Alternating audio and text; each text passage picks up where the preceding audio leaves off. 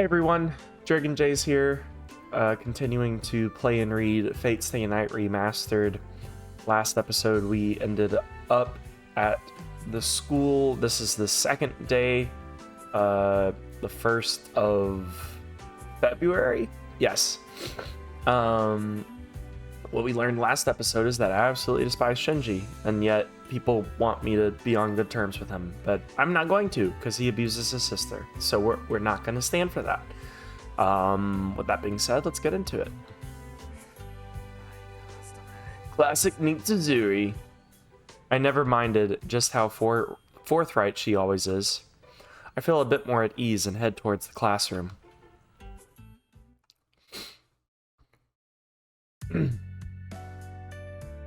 It's lunchtime. Our school is quite the cafeteria and most of the students eat lunch there. But there are some old-fashioned students who will still bring their own lunches, including myself, and the student council president sitting in front of me. This doesn't exactly look like a classroom. I mean, I don't know, like some kind of meeting room. Maybe the student council room. Oh my gosh, what just happened to my... Why did it go away? Alright, never mind that. Amiya, can I have some of your fried chicken?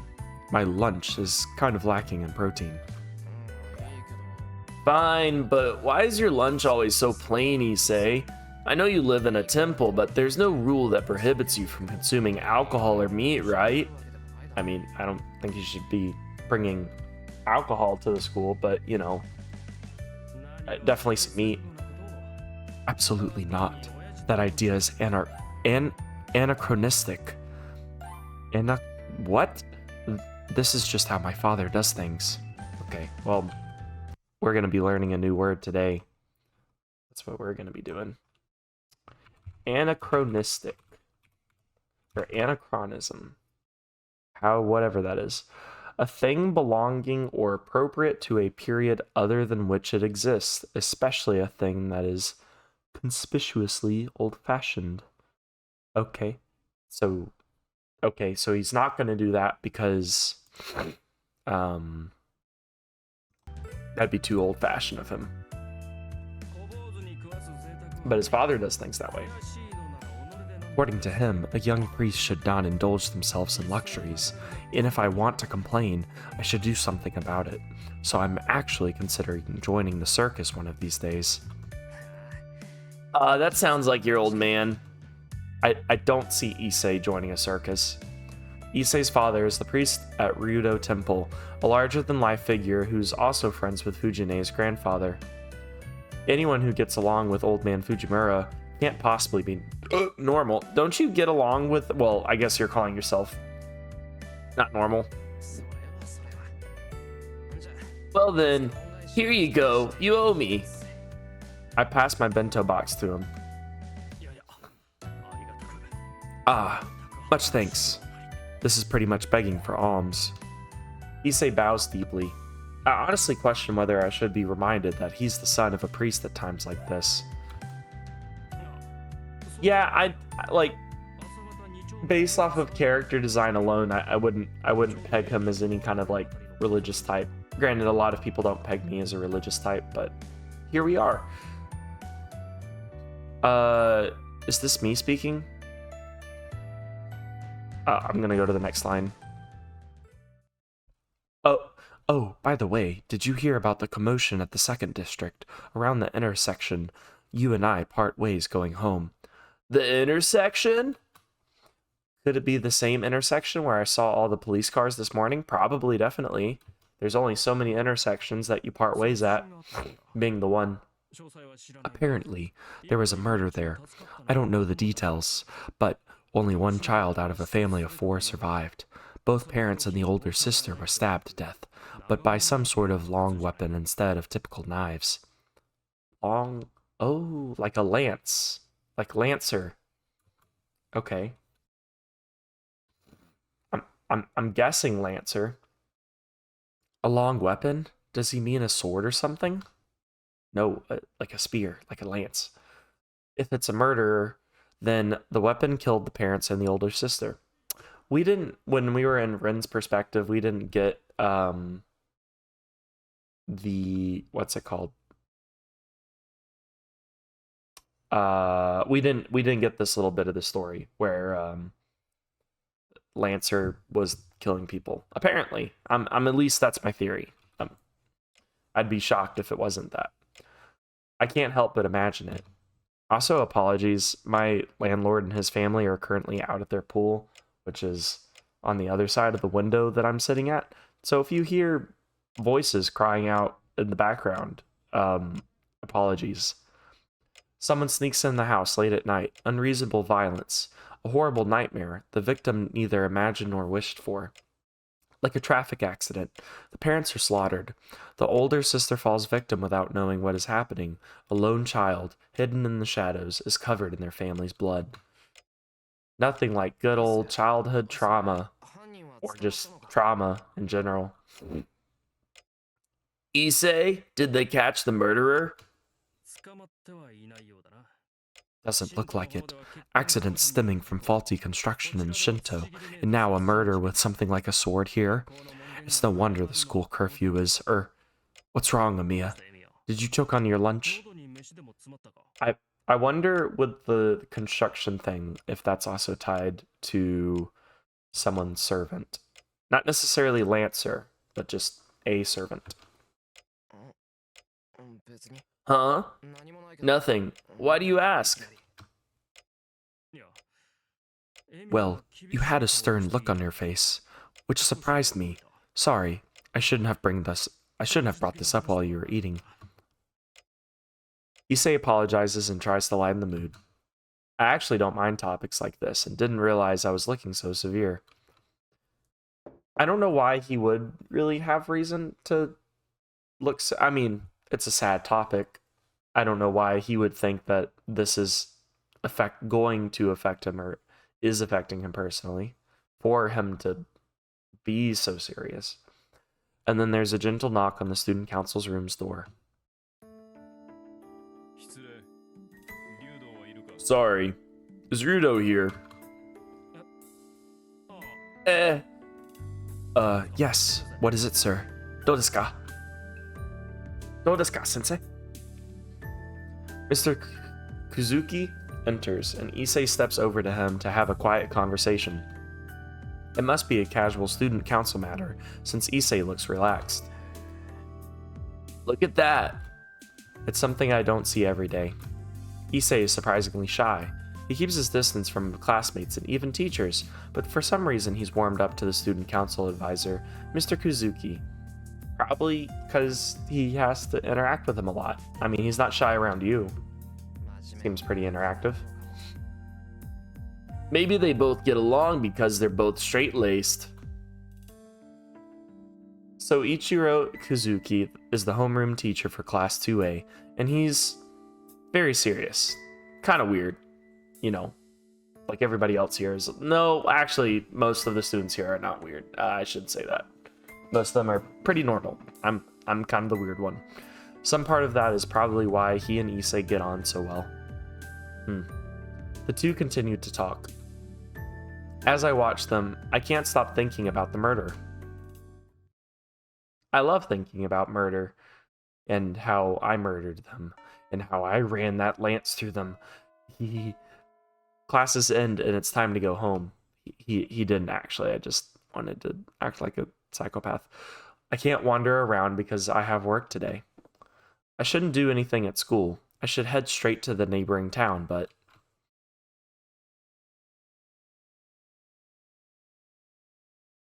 maybe the morning's conversation bothered me more than I realized. The next thing I know, I'm at the Kyudo Club. Please don't tell. I don't want to interact with Shinji. I don't want to. Do we have to? Is this necessary? Can we move on with our lives and just say we're not friends and go summon somebody? Oh, this is the night that he's gonna get stabbed. So maybe he stays late at the school because he's talking to Shinji.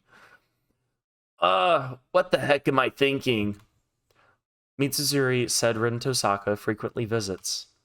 Well, I hadn't thought of that, but I think it'd be a problem if Shinji got violent against Tohsaka. Shinji's unstoppable when he gets mad. Shinji lashing out at Tohsaka because she rejected him would be bad. Well, I don't know exactly how, but it'd just be bad. He probably, like, almost has, like, spidey senses are tingling around Ren, and is like, this is a powerful chick. Oh, Tohsaka's not even here. Tohsaka's nowhere to be found around the dojo. I mean, she has her own life. Mitsuzuri worried for nothing.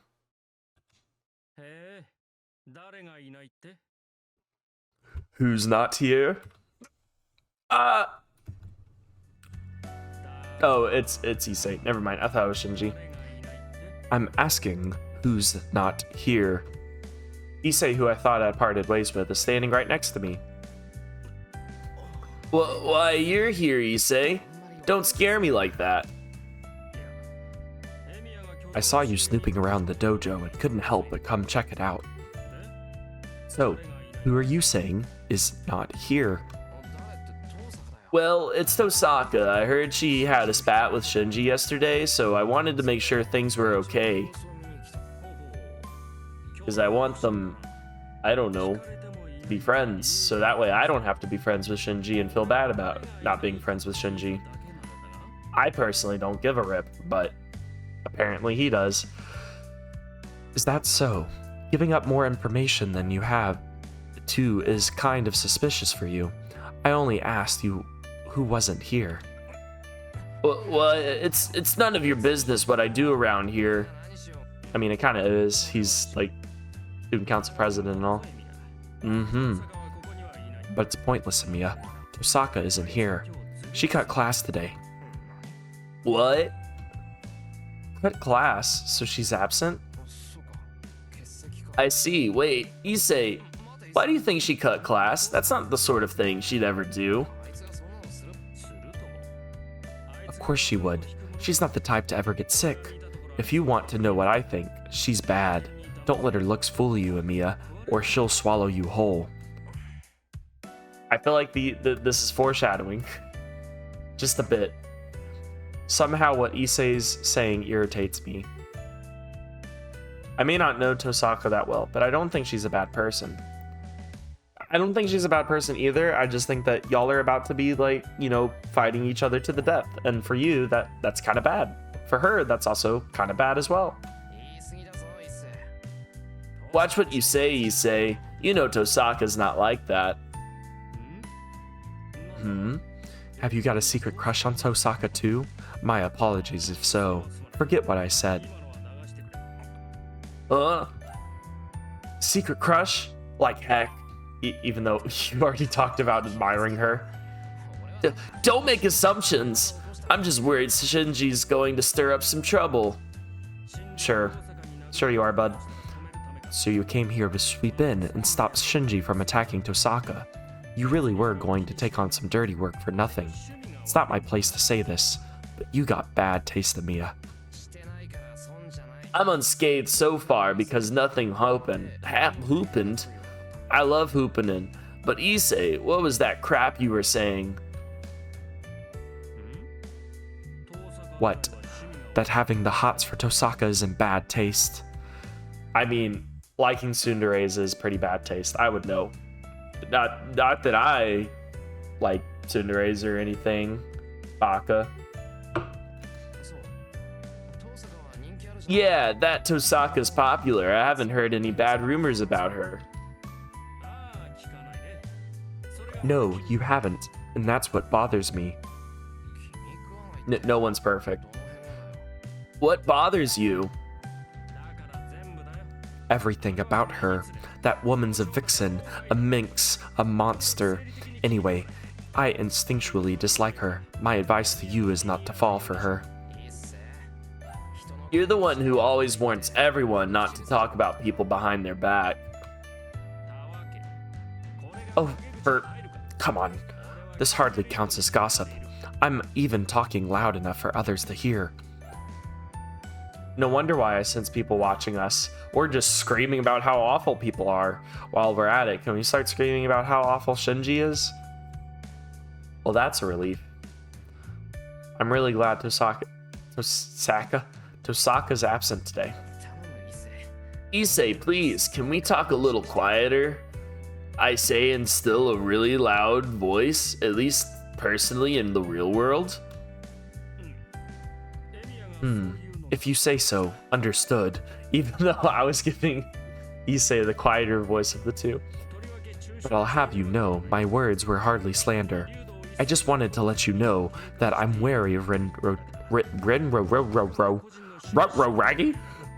wary of Rin Tohsaka. Everything I said is just my personal opinion. Yet you use words like vixen and minx. I'm pretty sure minx is definitely a derogatory term. It definitely is. Don't worry about it. It's a compliment. There are good vixes and monsters too, you know. Yeah, but connotation of most is the opposite. I simply use those terms to describe her in a good way. Issei laughs. His laugh is just, ha. That's all you ever get out of him. Ha. I'll see you later. I'm going back to the student council room. But you're going to your job, right? You really shouldn't waste your time hanging around here then. Issei leaves calm and composed, perhaps because he felt satisfied having said everything he wanted to say. He does seem good at that. Even though you say he's shy, I feel like he's pretty good at expressing himself. I've known him for 2 years now, but honestly, I still don't get that guy. I get him. He's kind of right up my alley. Not in a I dig him kind of a way, but just like a cool guy. Why do I gotta make everything about romance? I ride the bus from school for 20 minutes. I arrive at Shinto, the neighboring town across the bridge. You know, the place that we've been over and over again. Oh, it's not even 5 yet. I still have time. Wait, then how does he... Because this is the night that he gets stabbed. So why is he here? There aren't many part-time jobs in the residential area of Miyama, but there are plenty in Shinto since it's a developing area. Or is this the night that he... I'm pretty sure this is the night he gets stabbed. Our school allows students to hold part-time jobs, so I take on simple jobs. I prefer my jobs to be physical, and the tougher and shorter they are, the better. Wait, so in Japan, does school restrict, like, what you get to do outside of school? Because he said the school only let him, or would only let him have certain jobs, or did allow him to, like, that was an exception. That's odd. I get paid all while training my body, so it's like killing 2 birds with 1 stone. Okay. Yeah, I guess. Today I'll work from 5 to 8 o'clock for a simple loading job. Maybe it's 3 hours of work, but it feels more like 6 hours, since they make you work without a minute's rest. How do you have... Oh, whoa.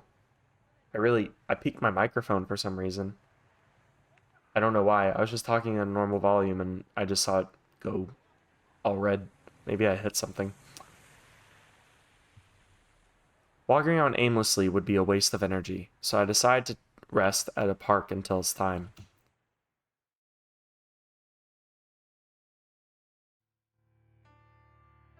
Oh, it might be because people outside are getting picked up. I'm really sorry, by the way, if you're hearing other people.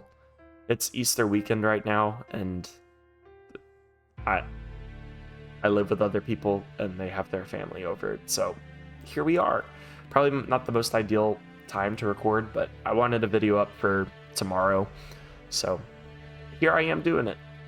This park is nestled between buildings, and it's like a giant plaza full of trees and shrubbery. A park should typically be filled with families and couples during weekends and holidays, but this one is deserted at this hour. In fairness, this place is always desolate, no matter the day or time. Oh, this is when Rin felt like she was getting, like, stalked. Okay, so this isn't... I don't think this is the same night as the night that, Shirou is gonna get injured. I think that'll be tomorrow. but this is when I'm guessing she feels like he spots her or whatever, or is like following her. This place is the same as always, because she was also here in the prologue. I sigh in exasperation. The area is unkept, and it's really pretty ugly compared to other places that are poorly landscaped and maintained. As if the desolate location has set the mood, the wind itself blows cold and harsh. This place is the remnant of the great catastrophe that happened 10 years ago. It's the very place where I was saved from the brink of death. I feel like that would make you not want to come back here as often as possible. I mean, not that you're coming here often, but... Why don't they seed some grass in here or something? It's a shame to keep it like this. Is this not grass? I mean, there's some patches, but for the most part, that's pretty grassy. The area is quite large, so if they leveled it, there'd be plenty of space to work on the park. I sit down on a bench as I think. With nothing else to do, I stare out over the burned areas to pass the time. I don't remember anything that happened here. The only thing I remember is that it was hot and I couldn't breathe. And that some people died trying to save others. You know, all the traumatic stuff is what I remember. Probably also a lot of it got suppressed for you because of it being a traumatic event. I wonder why that happened. One adult here died because they were trying to save a child from a burning house. Another person was offered all of the available water to extinguish their raw, parched throat, while others in the same situation died. Someone here tried to flee the fire as fast as they could, but the people left behind died. And someone died here because they gave whatever it was that kept them alive to someone they didn't even know. Are you that someone they didn't know? I don't like thinking about that. Probably because you're that person. Just thinking about people trying to help and becoming victims for their trouble makes me angry. Why? Like, because life's unfair? Is it too much to ask for everyone to be saved and for them to get their happy ending afterward? I mean, yeah, unfortunately. I mean, I wish life wasn't like that way, but, you know, here we are. All I want is to see people peacefully prevail. Why can't that happen? That's a tough one. What you're essentially saying is that you want to save everyone. That was Kiritsuku's response to the question when a very young me asked it. As a child, I obviously refused to accept that idea. But you saved me, Kiritsuku. I knew you were a magician and you could do anything. I knew you were a champion of justice who wouldn't let anyone suffer, and you did it without asking for any reward. Wait, is there a close quote? Okay, there it is.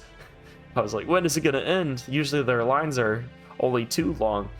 That's why I've always believed you managed to save everyone back then. In response to me shouting this at him, Kiritsuku looked more troubled than I'd ever seen him, and said something I remember to this day. Shirou, saving one person means you don't save someone else. Listen, being saved by a champion of justice only means you're one of the few they managed to reach. It might be obvious, but that's what a champion of justice is. Yeah, I get that. And now that it's been pointed out, it seems so obvious. Imagine if there was a burglar and some hostages, and the burglar intends to kill the hostages. Under normal circumstances, the majority of the hostages would probably die. What are we going through, the trolley problem? But if by some miracle all the hostages were saved, there's someone who didn't get saved. The burglar, of course, since saving the hostages was done at the cost of his life. Well, he decided to make that exchange when he, decided to partake in that crime. The people the champion of justice saves are only those whom the champion of justice deems to save. That's why saving everyone... That's why saving everyone is impossible. Even God can't do that. Especially if it's a natural disaster. No person is able to save everyone and everything. The fire 10 years ago was like that. I didn't read in the voice. Whatever. As someone who was miraculously saved from the incident, it wasn't my place to say anything at this point. But I still don't like it. Why do I sometimes think out loud and other times I just, you know, do it in my head? I mean, whatever, I guess I do the same thing. Why am I pointing that out? I don't want anything like that. I don't like the idea that there's a limitation to what the heck? There's no M to who can be saved. No matter how impossible it may be, I need to reach out to help. I can't stand to see people around me die, like back then. If the person I am now had been there 10 years ago, I would have thrown myself into the fire. You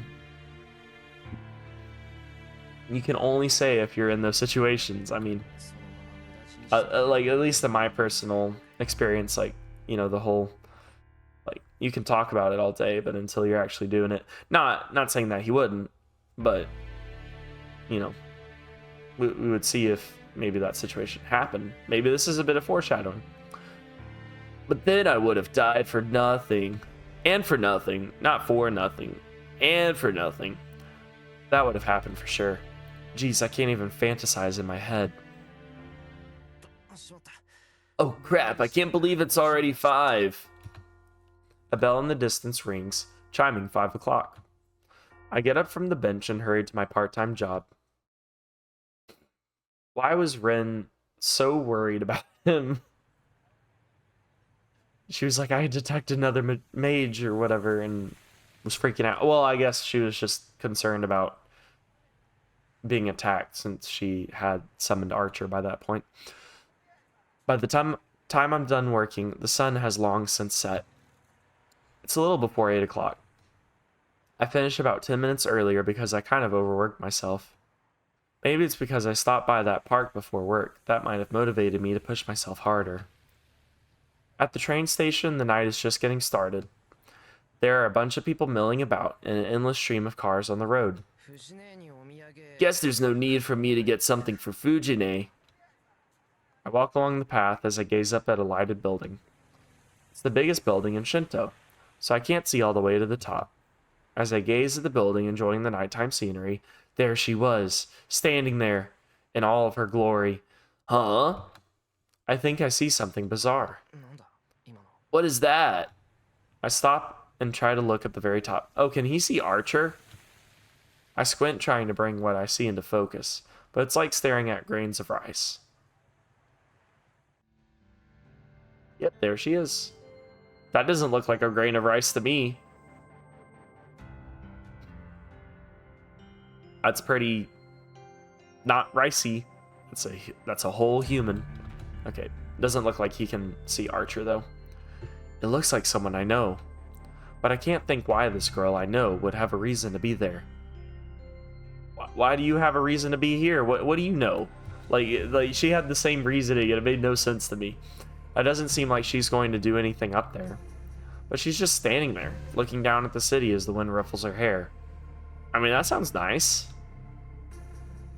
She doesn't seem to notice me down below. Actually, there's no way she could see me. She had the same thought and vice versa.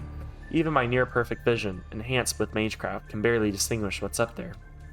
I'm able to tell she's up there because she's isolated, but there's no way she would be able to pick me out of the crowd on the ground, unless she also has magecraft. She's just looking down at the town. Making my way downtown. Ba-da-da-da-da-da-da. It seems like she's looking for something. I can almost feel her sharp gaze even at this distance. ... I forget how long it's been, but I continue to look up at the girl standing in the void. She stands at the top of a high tower. You've been over this. She's like a magician, looking down at the surface world, the bright moon shining right behind her. I mean, almost exactly like she's doing that. Oh? And then she disappears, apparently done with whatever brought her up there. The roof stands empty and the scenery returns to nothing more than the beautiful night sky. Was that Tohsaka up there? Yes, it was Tohsaka, you idiot. I can't be sure, but I'm probably right about who it was at the least. There aren't many girls I know who stand out like her. And besides, I'm not so out of it that I fail to notice a girl I secretly admire. Huh? It's just Tohsaka sure has a weird way of spending her time. What do you mean? You literally sit alone at night, and well, I guess a lot of people sit alone at night, but and then you start practicing magic. That's pretty weird too. You don't know what she got going on. Unlike Shinto, there is no sign of people anywhere in Miyama. There is nobody around after 8 at night, and the town is silent and still. Ooh, I don't like that music got eerie. The house I saw this morning stands across the intersection. There are no signs of life, and a no trespassing sign hanging over the front door. In just a single day, the house has fallen quiet, almost like an abandoned building. A girl and her parents were killed by a burglar. I wonder what life awaits now for the single child who survived. I bite my lip. So turned on by frustrated by my powerlessness. I love being powerlessness.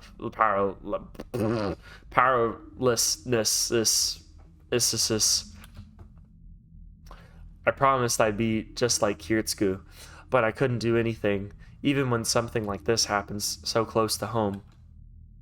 I want to help people, but I don't even know what I can do. That's fair. I think I pointed this out. I struggle with a very similar thing of like, I want to help people a lot of the times, but often struggle with the how. I reach the top of the hill where my house sits. The lights are on, so Fujine or Sakura are still inside.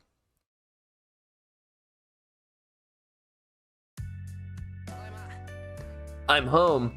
Oh, it's just you, Fujine. Oh, welcome back, Shirou. Fujine turns towards me, munching on a rice cracker. The TV is tuned to a lively variety show. Oh, you're home late again. Didn't I tell you to come home earlier since it's getting dark so fast in winter? I am home early. I had work until 8, so get off my back about that. You don't own me. You're not my master.